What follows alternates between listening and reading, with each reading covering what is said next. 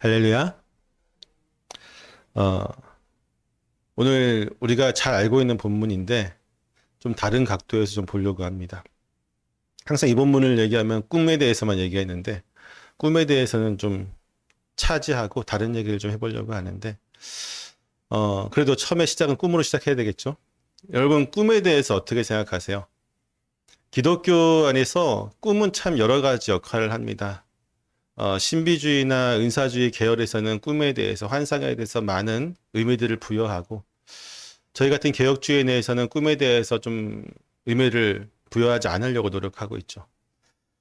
어, 하지만 분명한 것은 성경에서 꿈에 대해서 하나님께서 많이 역사하셨다는 사실입니다. 이것을 해석하는 입장에서 사도행전 이후, 즉 초대교회 이후에 하나님께서 굳이 완성되어진 계시, 성경이 있기 때문에 더 이상의 꿈과 환상이 필요하지 않다라고 우리는 얘기하고 있지만 그 전까지 하나님 분명히 꿈으로 그리고 계시를 통해서 또 환상을 통해서 우리에게 또 많은 백성들에게 하나님의 구원의 계획과 구원의 방향을 말씀해 주셨죠. 오늘날 그럼 그렇다면 이것에 대해서 우리가 어떻게 봐야 될까? 오늘날에도 그 꿈이 우리에게 어떻게 적용되어질까? 분명한 사실은요. 그 꿈이 우리에게 의미가 있다면 우리가 그 꿈대로 살아가면 돼요. 그것이 은혜가 되어집니다.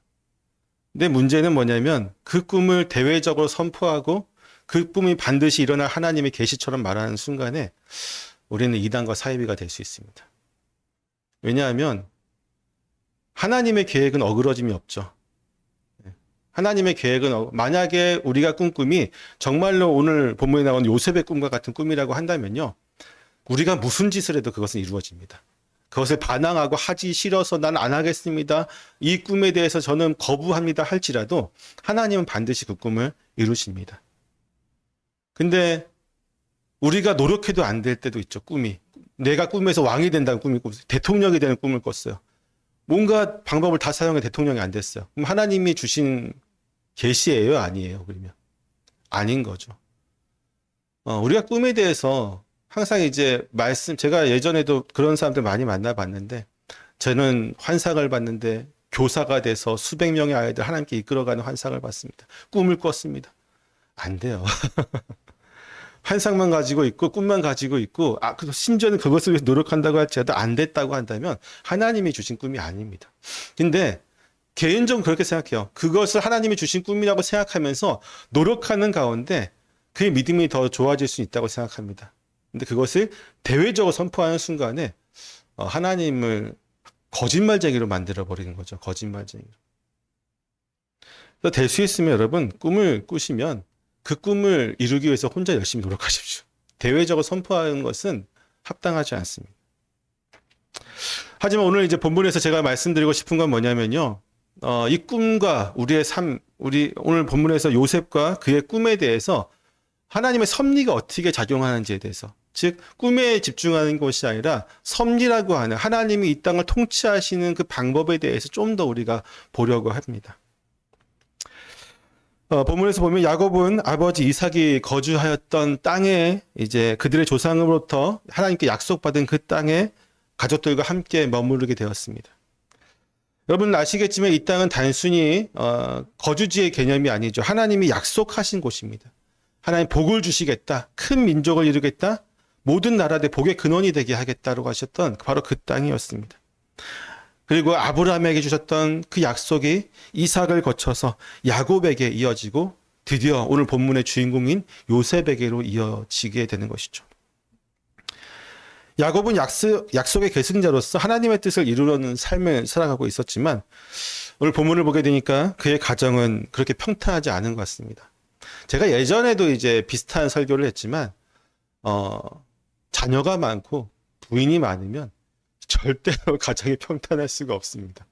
그래서 일부 일처제가 좋은 거예요. 한 명만 데리고 살도 힘들잖아요. 그렇죠? 그의 가정은 12아들과 4명의 부인들 그간에 있었던 여러 가지 갈등이 깊어져 갔고 하지만 하나님은 그 갈등 가운데 어떻게 하세요? 하나님의 계획과 그 섭리를 드러내시고 있습니다. 야곱의 아들들 중에서 본문에서 특별히 주목받는 것은 요셉이었습니다. 하나님께서 언약을 이어가고 있는데 가장 중요한 핵심 인물로 요셉을 선택한 것입니다. 근데 요셉의 삶은 여러분 잘 알고 있지만 결코 순탄한 적이 없었어요. 여러 가지 우여곡절이 많죠. 하나님의 계획은 그러한 갈등과 시련 속에서 더 드러나게 되어 있습니다. 요셉은 왜 그렇게 형들에게 미움을 받았던 것일까요? 동생이잖아요, 그렇죠?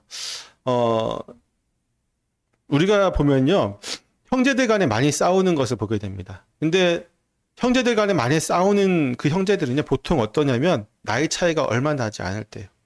나이 차이가 좀 많이 나면요, 절대 싸움이 성립되지 않습니다.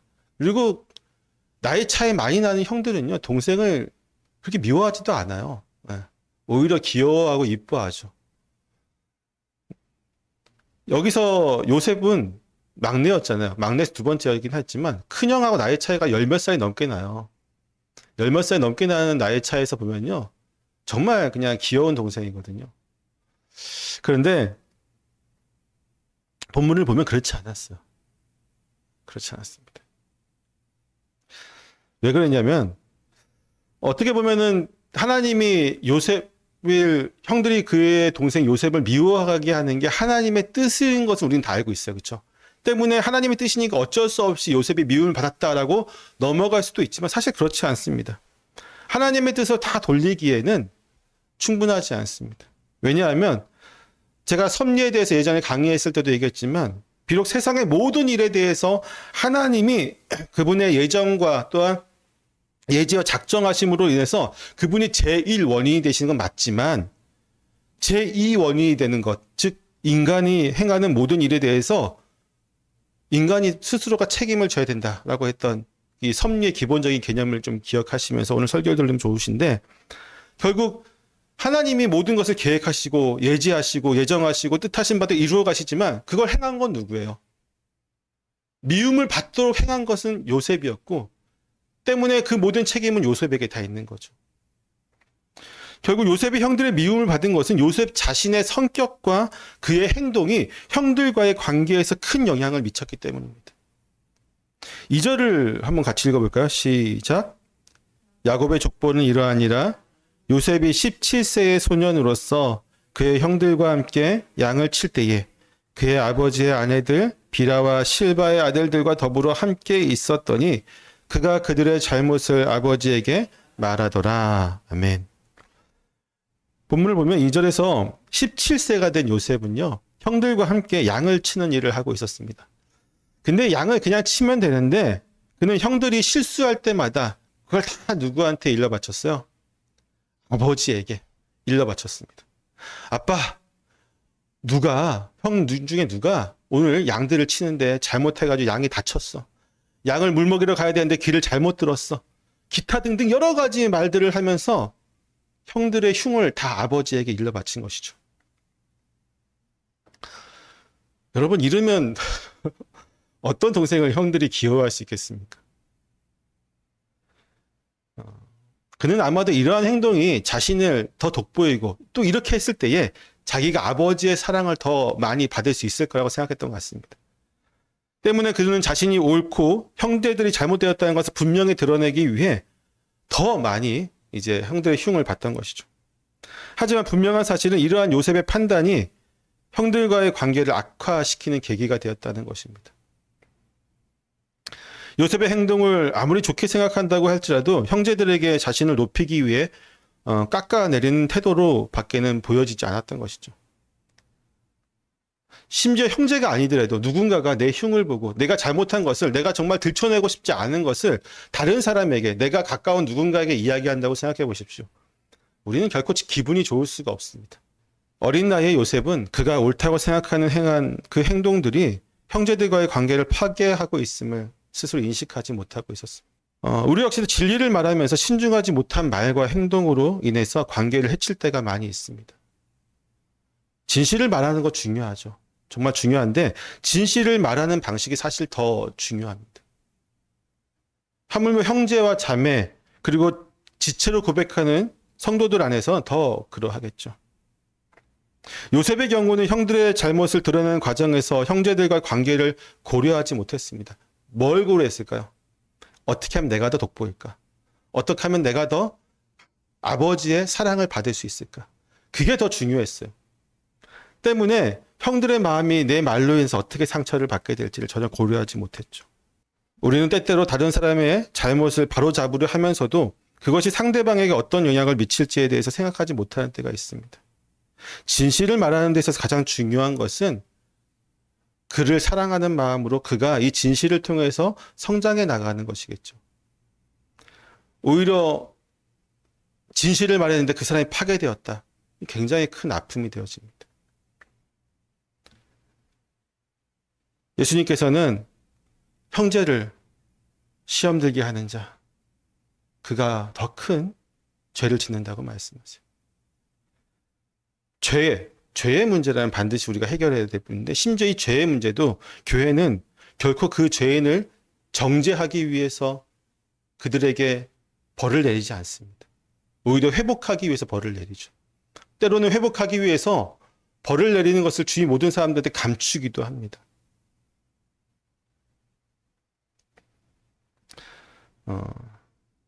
사도 바울이 에베소서 4장 15절에서 이렇게 말합니다. 오직 사랑 안에서 참된 것을 말하며 모든 일에 그에게까지 잘할지니라. 그는 머리니 곧 그리스도라. 그러니까 결국은 우리 이제 표에도 마찬가지지만 진리 안에서 사랑이 가장 중요하다는 거죠. 사랑으로 진리를 말하지 않으면 이 진리는 어느 순간에 그 능력과 힘을 다 잃어버리게 됩니다. 형제들과의 관계를 생각하지 못했던 요셉처럼 우리도 종종 다른 사람과 관계에서 말을 신중하게 하지 못해서 갈등을 키우는 경우가 있습니다. 제가 노회에서 또 총회에서 볼 때 이런 경우가 참 많이 있습니다. 목사님들이 항상 진리를 얘기해요. 바른 말만 합니다. 법이요 하시는 분들. 항상 모든 노회에 보면 법이요 하면은 아주 그냥 강력한 무기를 가지고 얘기하시는 분들이 있어요. 근데 참 안타까운 사실이지만 법을 얘기하고 진리를 얘기하고 가장 정통을 얘기하는데 사람들한테 외면받는 분들이 참 많이 있습니다. 요셉의 이 이야기를 좀 기억할 때 우리는 관계 속에서 진리를 말할 때 신중함과 사랑이 없다면 진실조차도 상처가 될 수 있다는 사실을 꼭 기억해야만 할 것입니다. 요셉이 형들의 미움을 받은 또 다른 이유는 아버지 야곱의 특별한 사랑 때문이었습니다. 야곱은 요셉을 위해서 채색 옷을 만들어 주었습니다. 그러니까 12명의 아들 중에서 다 채색 옷을 입혔으면 너무나도 좋았을 텐데 야곱은 그 중에서도 자신이 사랑하는 라헬의 딸인 이 라헬의 아들인 이 요셉이 너무나도 더 사랑스러웠기 때문에 채색 옷을, 색동옷을 입혀서 만들어서 입힌 것이죠. 다른 얘기를 하면요. 요셉은 지금 12아들 중에서 특별 대우를 받고 있습니다. 이 옷은 요셉이 가문의 중심이 될 것이라는 메시지를 담고 있기도 합니다. 그러나 야곱의 이러한 행동은요. 요셉을 형들과의 관계를 더욱더 악화시키는 원인이 되었죠. 왜냐하면 여러분 생각해 보세요. 자녀를 키우는데 자녀가 아버지가 나를 특별하게 더 사랑하네 라는 걸 깨닫게 되면 자녀의 행동이 어떻게 되겠습니까? 저는 앞서 얘기했듯이 12절에서 요셉이 형들의 잘못을 아버지한테 얘기했다고 하는 것도 어려서부터, 더 어릴 때부터 야곱이 요셉을 이렇게 특별하게 더 많이 사랑했던 것이 요셉으로 하여금 자신이 특별한 존재다. 아버지의 특별한 사랑을 받은 존재로 여기게끔 만들었기 때문에 그가 좀 더 교만해지고 오만해지고 자기중심적인 그러한 삶을 살아가는 사람으로 만들어진 것이라고 생각이 되어집니다. 그렇게 17년을 자랐어요. 아버지의 특별한 사랑으로 17년을 살았으니까 그가 얼마나 오만한 자가 되었겠습니까? 나머지 11명의 형제들, 특히나 자기보다 큰 10명의 형들이 자기 눈에 들어오지 않아요. 다 물론 나이는 많고 형들이라고 입에선 얘기하지만 마음속에 중심에는 어떻게 생각해요? 다 나보다 밑에 라고 생각하고 있는 것이죠. 때문에 그는 형제들에게 다가가서 그들과 함께 어울리기보다는 자신을 돋보이는 더 많은 능력을 사용했던 것입니다. 자신의 위치와 특권을 당연한 것으로 여겼고 이러한 관계 속에서 결국 형제들의 미움은 더욱더 커져가게 되었습니다. 결국 요셉이 받은 아버지의 사랑은 요셉 자신에게는 축복이었지만 어느 순간에 그것은 그에게 저주가 되어진 거예요. 여러분, 부모의 사랑은 자녀들에게 축복입니다. 정말로 축복이에요. 자녀들에게 나중에 성장해서 우리가 갖고 있는 여러 가지 문제들 속에서 상당수의 문제들은 내가 자라면서 어릴 때 부모들의 사랑을 받지 못했다는 것에 영향을 받게 됩니다. 그래서 우울증이라든지 또한 회복 탄력성이 굉장히 낮다든지 여러 가지 문제점을 가지고 우리가 성인이 된 사람들이 참 많이 있습니다. 그런 사람들을 이제 다른 말로는 뭐 찰드맨 이렇게 얘기하는데 몸은 자랐지만 생각은 자랐지만 우리 마음이 여전히 어린아이에서 머물지 못해. 왜? 어린아이 상태에서 부모의 사랑을 온전히 받지 못했기 때문에. 그런데 반대로 여러분, 사랑을 주는 부모는 자녀들 가운데 단 한 명도 차별을 두어서는 안 됩니다. 그리고 이 차별은 한 명의 아이를 키울 때도 마찬가지입니다. 주변에 그들의 친구와 주변 아이들과의 사이에서 특별한 존재를 만들어서는 안 돼요. 그러면 아이는 오히려 망가지게 됩니다. 오늘날 자녀들 한 명 키우고 한 명도 안 낳죠, 요즘. 우리나라가 전 세계 출산율 정말 꼴찌인데 심지어 지금 전쟁이 한창 일어나고 있는 우크라이나보다도 훨씬 출산율이 낮습니다. 그러니까 한 명의 자녀를 정말 귀하게 키워요.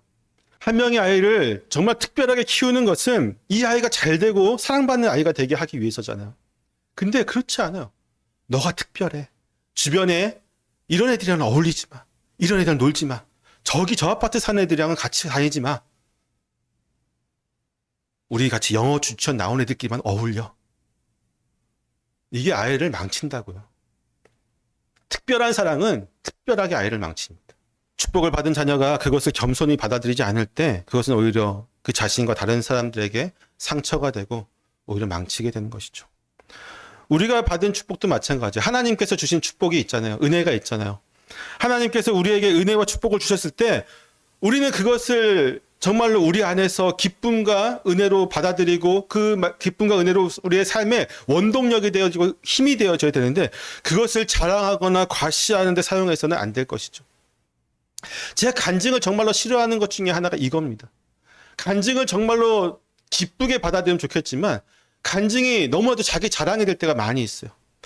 그리고 심지어는 나처럼 은혜 받지 못한 당신들은 다 믿음이 없는 것처럼 여겨지게 만드는 것도 있습니다. 여러분, 간증은요, 내 안에서 그것대로 살아갈 때의 은혜가 있는 것이지 그것을 외부에 다 얘기하고 이렇게 살지 못하면 온전히 믿음이 아니다. 나처럼 이렇게 은혜 받지 못하면 당신이 믿음을 다시 한번 점검하라. 이런 식이 돼버리면요. 그건 지금 요셉이 하는 행위와 똑같은 겁니다. 하나님의 은혜는 교만함을 위해 있는 것이 아니라 더 겸손히 하나님께 나아가라고 있는 것이죠. 이웃을 섬기라고 부르시는 것입니다. 요셉의 이야기는 은혜를 받을수록 더 낮아지고 더 섬기는 태도가 필요하다는 것을 우리가 분명히 가르치고 있습니다. 때문에 요셉은 형제들과 조화를 이루지 못했습니다. 요셉과 형제들 사이에는 이미 깨어진 것과 마찬가지가 되었습니다. 아버지의 편애와 요셉의 태도는 형제들과의 대화를 단절시키고 있습니다. 4절을 한번 읽어볼까요? 시작. 그의 형들이 아버지가 형들보다 그를 더 사랑함을 보고 그를 미워하여 그에게 편안하게 말할 수 없었더라. 아멘. 본문은 형제들이 요셉을 미워하여서 그에게 편안하게 말할 수 없었다라고 기록하고 있습니다. 근데 여기서 편안하게가 뭐냐면요. 여러분 정말 잘 알고 있는 단어입니다. 뭘 것 같아요? 샬롬이에요. 여러분 샬롬이 무슨 뜻인지 알죠? 평화, 안정 이런 뜻입니다. 샬롬. 때문에 샬롬이라고 인사하는 사람들도 많이 있잖아요. 기독교인들 중에. 결국 형들은요. 요셉이 얼마나 불편하게 형들이 요셉을 얼마나 불편하게 생각하고 있는지를 본문은 이야기하고 있습니다. 요셉과 그의 형들의 관계는 더 이상 샬롬이라고 말할 수 없는 평안이 함께할 수 없는 존재가 되었습니다. 아버지 야곱의 편애와 요셉의 자기 중심적인 성격과 그 태도는 하나님의 섭리하심에 따라서 점점 더 비극적인 결말을 향해서 나아가게 됩니다. 그리고 그들의 미움의 절정이 된 것이 바로 무엇이었을까요? 요셉의 꿈의 이야기였습니다. 요셉의 꿈은 형제들의 미움을 더욱 깊게 만들었습니다. 본문에 보면 요셉은 두 가지 꿈을 꾸게 되죠.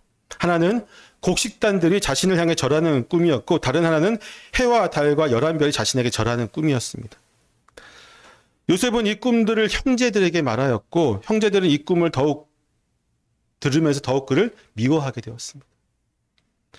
그 꿈이 단순한 이야기가 아니라 자신들보다 요셉이 더 우월한 위치에 있다는 메시지로 해석되었기 때문이죠. 그러나 우리는 잘 알고 있습니다. 이것이 다 누가 주신 계시예요. 하나님이 요셉에게 장차 이렇게 될 거라고 주신 계시지만, 하나님의 놀라우신 섭리가 이 안에 있지만, 그것을 받는 주변의 형제들은 그것을 이게 하나님의 뜻이구나라고 받을 수 있었을까요? 없어요. 제가 처음에 서두에서도 이야기했듯이 우리가 꾸는 꿈, 우리가 꾸는 비전, 이것들이 자랑이 되는 순간에요, 그것은 하나님의 주변 모든 사람들에게 지지를 받을 수 없게 되어집니다. 요셉은 형제들과 부모들에게 이 꿈에 대해서 이야기하면서 그것이 어떻게 받아들일지에 대해서 고민하지 않았던 것 같습니다. 그가 꿈을 자랑스럽게 여기는 모습은요, 형제들에게 오히려 그가 더 미움받게 하는 계기가 되었습니다. 요셉의 꿈을 이야기한 의도가 무엇이든 간에 형제들은 그 꿈을 듣고 분노와 질투로 가득 찼습니다. 5절에서 이렇게 얘기합니다. 그를 더욱 미워하였더라. 만약에 정말로 평소에 잘 하는 동생, 귀엽고 형들을 잘 섬기고 부모님을 잘 섬기고 정말로 착한 동생이고 귀여운 동생이, 형, 내가 이런 꿈을 꿨어요 라고 하면 형들이 그를 미워했을까요? 그렇지 않았겠죠. 귀한 꿈을 꿨네, 꼭 그렇게 되기를 원한다? 아니면 그 꿈이 그렇게 우리가 너한테 절하는 꿈이 될 수 있는데 우리는 그만큼 너를 사랑해 라고 이야기할 수 있었을 텐데, 그렇게 될 수 없었죠. 이미 그렇잖아요. 이미 깨어진 관계 때문에 오히려 회복할 수 있는 기회조차도 날아가 버리고 맙니다. 8절에서 형들은 요셉에게 이렇게 얘기합니다. 우리가 참으로 너를 왕으로 섬기겠느냐. 그의 꿈을 비웃고 있습니다. 그러나 우리가 잘 알고 있듯이 요셉이 꾼 꿈은 단순히 그의 미래를 자랑하기 위한 것이 아니었습니다. 그것은 하나님의 섭리와 계획을 보여주는 계시였습니다. 요셉을 주인공으로 하는 창세기 후반절의 내용을 보면은 이 꿈이 실제로 이루어지게 되죠. 요셉은 형들과 온 가족을 구원하는 도구로, 그리고 이스라엘 민족을 세워가는 기초로 세워지는 도구로 사용되어집니다.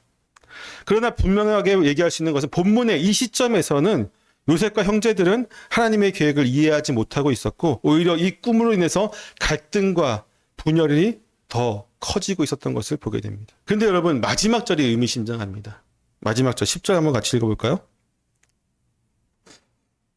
시작. 아버지가 그를 꾸짖고 그에게 이르되 내가 꾼 꿈이 무엇이냐? 나와 내 어머니와 내 형들이 참으로 가서 땅에 엎드려 내게 절하겠느냐? 아멘. 야곱은 요셉의 꿈을 어떻게 받아들였을까요? 요셉이 자신의 꿈 이야기를 했을 때 형제들과 아버지 야곱의 반응은 무척 대조적입니다. 형제들은 꿈 이야기를 듣고 분노와 질투로 반응했지만 야곱은 그렇게 하지 않았습니다. 물론 처음에는 요셉을 책망하였죠. 그러나 이후에 그의 마음속에 이 꿈을 두고 깊이 생각하게 됩니다. 요셉이 해와 달과 11별이 자신에게 절하는 꿈을 이야기하자 야곱은 이를 듣고 처음에는 강하게 책망을 합니다. 내가 내 꿈을 들은즉 나와 내 어머니와 내 형제들이 참으로 가서 땅에 엎드려 내게 절하겠느냐라고 말하고 있죠. 어떻게 보면 요셉을 그렇게 사랑하는 야곱이었지만 그럼에도 불구하고 이렇게까지 얘기하면 형들에게 정말로 더 큰 미움을 받겠구나 라고 해서 보호하려고 이런 말을 했을 수도 있고, 우린 정확히 그 의도를 알 수 없죠. 아니면 정말로 아버지로 돼서 내가 너한테 절하는 것까지 네가 이야기해, 너무 교만해졌구나 하고 화낼 수도 있고, 어떤 것인지 우리는 사실 잘 구분할 수 없었지만 분명한 것은요, 이 책망한 이후에 야곱은 요셉의 말을 그 마음에 두었다라고 하는 것입니다. 때문에 제 생각에는요, 책망보다는 오히려 형들에게 더 이상 미움받지 않게 하려고 했던 것이 아닌가 쪽으로 좀 더 무게가 실리는 것 같아요. 왜냐하면 이후에 그가 마음에 품었으니까. 야곱이 이렇게 반응할 수 있었던 것은 무엇일까요? 그는 자신의 삶 속에서 계시와 꿈을 통해서 역사하신 하나님의 손길을 정말로 많이 경험했기 때문입니다.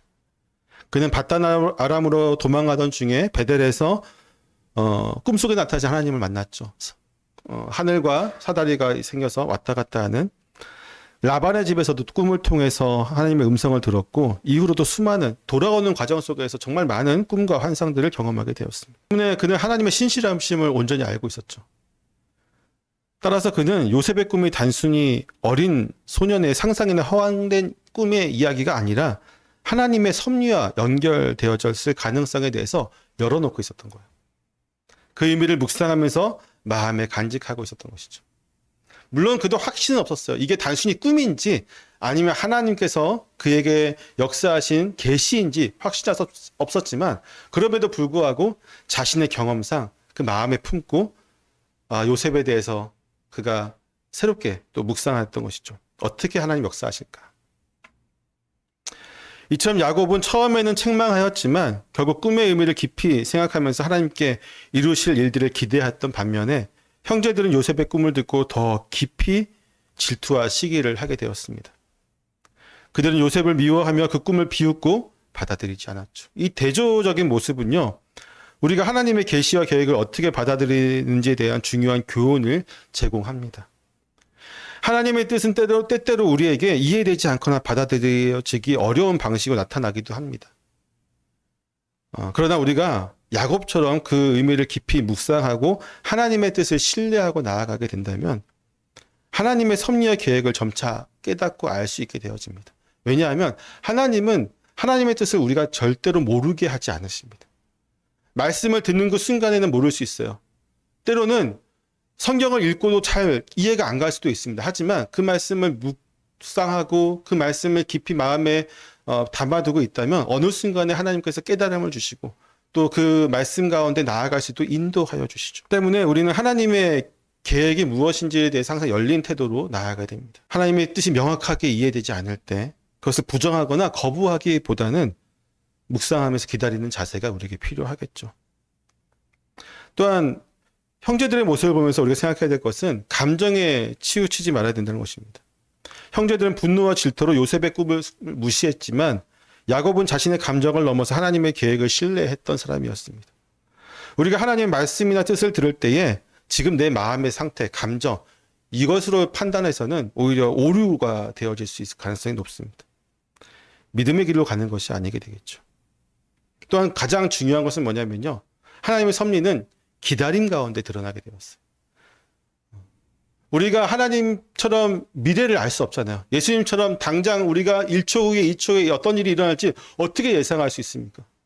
그렇지만 지나온 삶 속에서 하나님의 손길을 우리가 항상 느낄 수 있듯이 하나님의 섭리는 오랜 기다림 가운데 우리의 삶에서 드러나지는 겁니다. 야곱의 반응은요. 하나님의 계시를 이해하려는 태도와 모범을 우리에게 보여줍니다. 그는 처음에는 책망했으나 하나님의 계획에 대한 열린 마음으로 묵상하고 요셉의 꿈을 하나님께서 이루실 큰 섭리의 일부로 받아들이는 모습을 보여줍니다. 사랑하는 성도 여러분, 오늘 말씀은요. 하나님의 섭리가 우리의 삶에서 어떻게 역사하는지도 보여주지만 그 섭리 가운데 있는 우리의 태도도 분명히 중요합니다. 하나님의 섭리는 요셉이라고 하는 인물을 통해서 야곱의 11번째 아들을 통해서 그 약속의 계보가 하나님의 언약이 이어지기를 원했습니다. 또한 그를 통해서 큰 민족이 되게 하시고 그를 애굽에 가게 하셔서 재상이 되게 하시고 여러 가지 일들을 이미 하나님은 창세전에 다 계획하셨겠죠. 근데 그 과정 속에서 그가 요셉이 고생했던 것은 결국 요셉의 행동 때문이었습니다. 이전에 야곱의 설교했을 때도 분명히 제가 이 부분을 얘기했죠. 야곱이 이때 이렇게 행동하지 않았으면 요셉도 마찬가지예요. 요셉도 자신을 자랑하지 않았으면 야곱이 요셉을 편애하지 않았으면 또 편애를 받고 자라지 않아서 그 요셉이 자기중심적인 어떤 인성을 가지지 않았다면 하나님의 섭리가 이렇게 가지 않았겠죠. 다른 방법으로 또 하나님 그렇게 이루셨겠지만 하나님께서는 요셉이 그렇게 자라게 하셨습니다. 그 책임은 다 누구에게 있어요? 요셉에게 있습니다. 그의 오만한 성격, 그의 자기중심적인 모든 사고방식, 그 모든 것은 그가 자라서 했던 배경과 그가 또 경험했던 모든 아버지의 사랑과 그 모든 것이 그를 그런 인물로 만드는 것이죠. 이것이 철저하게 깨지는 것이 어디였습니까? 나중에 그가 감옥에 갇히면서. 아마 보디발의 집에서 그가 종들의 어떤 최고 우두머리였을 때도 아마 이게 잘 꺾이지 않았을 것 같아요. 하지만 그가 감옥에 들어가서 결국 어떻게 됩니까? 겸손해지잖아요. 요셉은 그렇게 됐고 야곱은 어떻게 됐어요? 야곱도 젊었을 때 그렇게 기고만장하고 형을 속이고 아버지를 속이고 삼촌 외삼촌 라반을 속이고 그의 인생은 다 속이는 인생이었습니다. 그랬더니 어떻게 됐어요? 형에게 쫓기고 부모님과 멀리 떨어져서 수십 년을 살아야 됐고 외삼촌 라반을 피해서 도망가야 됐고 그의 인생은 수많은 사람을 속였더니 수많은 사람을 피해서 도망치는 삶이 되었습니다.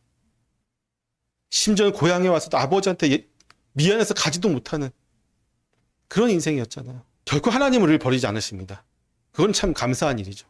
우리가 남을 속이든 아니면 요셉과처럼 정말 교만한 마음은 남들을 정죄하든 하나님 우리를 버리지 않으세요. 그건 너무 감사한 일인데 그로 인해서 우리가 감당해야 될 일들도 있어요.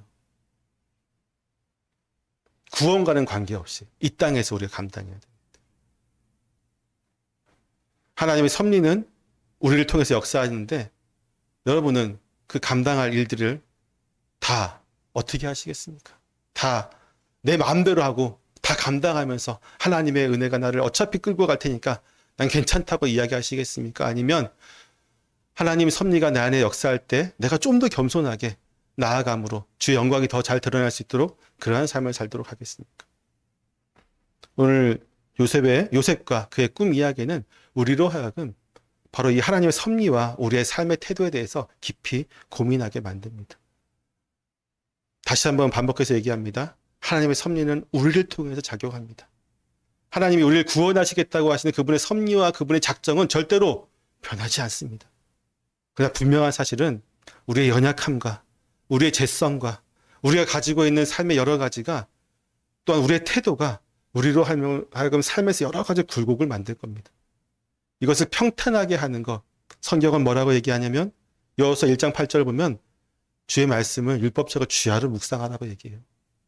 그러면 내 길이 평탄할 것이다. 형통하리라고 이야기를 합니다. 내 성격대로 내 원하는 대로 살 것이냐, 주의 말씀에 순종하면서 그 말씀이 이끄는 평탄한 삶을 살 것이냐.